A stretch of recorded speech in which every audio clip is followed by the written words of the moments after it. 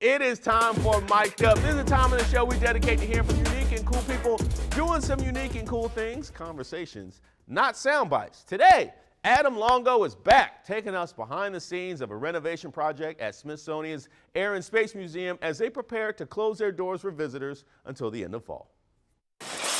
So the barricades are going in. We can see them now. So this isn't a part of the museum that you like to show off. No, this is entirely where we're doing our construction right now, and we can't go in without complete PPE and steel toe shoes. No one can see what's behind this gate, except for us. Yeah. On the National Mall here in D.C. at one of the coolest spots in town. This is the National Air and Space Museum. We're here with Dr. Margaret Weidekamp. Thank you for having us here. And delighted. We're here because you guys are going to be going through a massive renovation. We're here in this space hall. Some of these things are going to stay, some of them are going to go. What are you going to be doing? So we are really re-envisioning the entire museum, transforming the building itself and revitalizing all the galleries.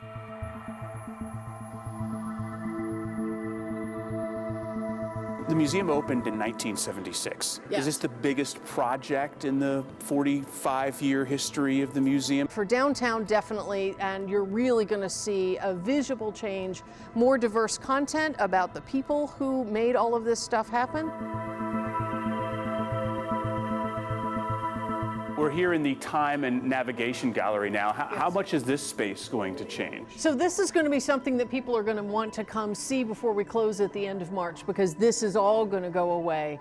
And we've really been thinking in new ways about new kinds of thematic exhibits that we can do in the new space. Do you get just really amped about a project like this where you're going to get to bring in a whole bunch of new exhibits and showcase a whole bunch of new things? It is, and it's a wonderful process of working with colleagues to really think about what are the many different kinds of stories that we would want to tell, and then the really frankly painful process of trying to edit that down to what we can fit in a 5,000 square foot space. So no one has seen this side of the museum for a couple of years. No, this has been entirely a construction zone. This is the reason that we started this whole project, was really to revitalize the whole building and then to transform our galleries. And so these are galleries that will not be open to the public until the end of this calendar year 2022. I mean, just looking at this particular hall of exhibits to begin with, some of these massive things have to be moved and some of them will stay, right? Some of them will be a protect in place. We'll just leave them in place, and we'll sometimes even build a bit of a little room around them that protects them and allows us to do construction in the rest of the space.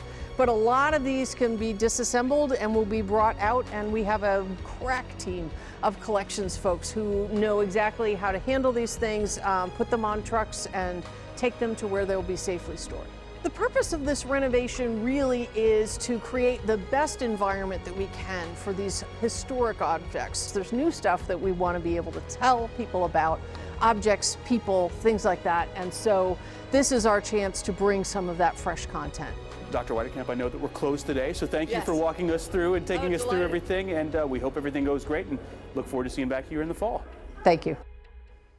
Oh, I love whetting our appetite, but sadly we won't be able to see that stuff till the fall. Yeah, no, we got one more week where you can Okay. see the exhibits as they stand now. So the last day you'll actually be able to go in there is this Sunday, the 27th. And then, yeah, everything's going to be closed for 6 months. I mean, it's just one of these iconic locations. I mean, one of the first museums in D.C. that I ever visited, hopping on the yellow school bus from Stafford County, coming up and checking it out. My dad is a pilot, now retired, so we came up with him and would go through there. And was super cool to be there when it was closed too. Just this massive space, you're there with all the rockets and things going on, just tremendous. Now, some of the new things that they're going to have open, they've got 8 big new exhibits coming to the new space. I've got all of them laid out on an article that I wrote on WSA9.com. One of them is a Destination Moon exhibit, so they're going to have Neil Armstrong's spacesuit. They're going to have the command module from Apollo 11. Now, do keep in mind, while all this is going on, if you haven't seen the Air and Space Museum Annex out at Uvar Hazy, which is the Dulles Airport, the Chantilly spot there. They've got Shuttle Discovery. They've got the SR-71 Blackbird. They've got all sorts of helicopters.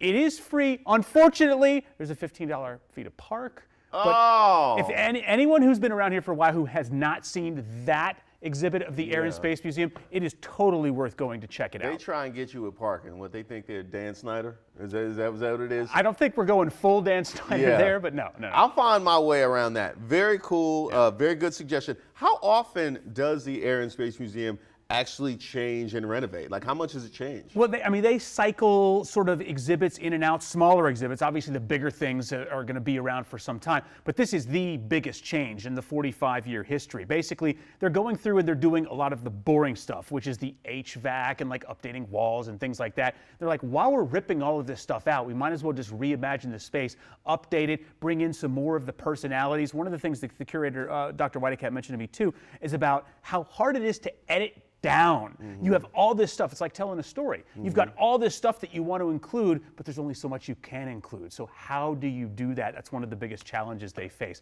But when they reopen in fall, it's going to be awesome. And then the entire renovation isn't going to wrap up until 2025. Wow, that is a very awesome. I especially look forward to seeing what they include from Pete Davidson going up with Elon Musk. That should be awesome. That could be one of the things that gets edited out, but who knows? Listen, where did we get this story? Not from a tip. I came up with this one. I said we got to get out to Air and Space before they close down. Listen, if you've got a tip, reach out to me on social media or email me, alongo@wsa9.com.